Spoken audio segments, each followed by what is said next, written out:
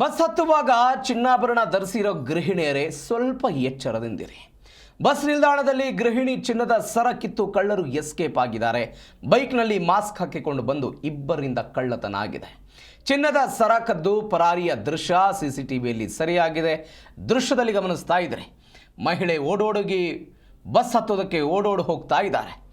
ಅವರ ಹಿಂದೆ ಬಂದಂತಹ ಬೈಕ್ ಈ ಕಳ್ಳರು ಅದನ್ನು ಕಿತ್ಕೊಂಡು ಹೋಗಿರೋ ದೃಶ್ಯವನ್ನು ಗಮನಿಸ್ತಾ ಇದ್ದಾರೆ. ವಿಜಯಪುರ ಜಿಲ್ಲೆಯ ಆಲ್ಮೇಲ ಬಸ್ ನಿಲ್ದಾಣದಲ್ಲಿ ಘಟನೆ ಆಗಿದೆ. ಗೃಹಿಣಿಯನ್ನು ಬೆನ್ನಟ್ಟಿ ಕೊರಳಿಂದ ಚಿನ್ನದ ಸರವನ್ನು ಕದ್ದು ಎಸ್ಕೇಪ್ ಆಗಿದ್ದಾರೆ. ಓಡಾಡಿದ್ದಾರೆ ಅವರು. ಆಲ್ಮೇಲ ಬಸ್ ನಿಲ್ದಾಣದಲ್ಲಿ ಮೊದಲು ಓಡಾಡಿದ್ದಾರೆ. ಸಾರ್ವಜನಿಕ ಸ್ಥಳ ಇದು, ನೂರಾರು ಜನ ಇದ್ದಾರೆ. ಆದರೂ ಕೂಡ ಆ ಧೈರ್ಯ ನೋಡಿ ಅವರಿಗೆ. ಅವರು ಬಂದರು. ಮಹಿಳೆ ಬಸ್ ಹತ್ತೋದಕ್ಕೆ ಓಡೋಡಿ ಹೋಗ್ತಾ ಇದ್ದಾರೆ. ಅವರ ಹಿಂದೆ ಒಬ್ಬರು ಯಾರೋ ಯಜಮಾನರಿದ್ದಾರೆ, ವಯಸ್ಸಾದವರಿದ್ದಾರೆ. ಆದರೂ ಕೂಡ ಮಾಸ್ಕ್ ಧರಿಸಿ ಬಂದು ಬೈಕ್ನಲ್ಲಿ ಈ ರೀತಿಯಾಗಿ ಕಳ್ಳತನ ಮಾಡ್ಕೊಂಡು ಹೋಗ್ತಾ ಇದ್ದಾರೆ.